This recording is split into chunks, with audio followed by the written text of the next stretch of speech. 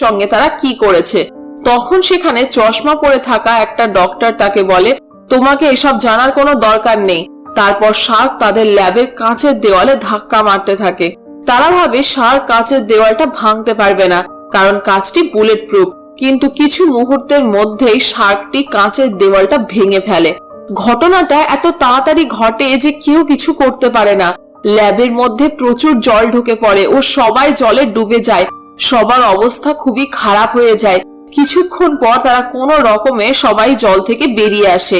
Ethane সবাইকে চুপচাপ থাকতে বলে, কারণ শার্ক শব্দের দ্বারা আকর্ষিত হয়। হঠাৎ করে তখন একটা মেয়ে জলে পড়ে যায়। পরের মুহূর্তেই শার্ক মেয়েটিকে খেয়ে নেয়।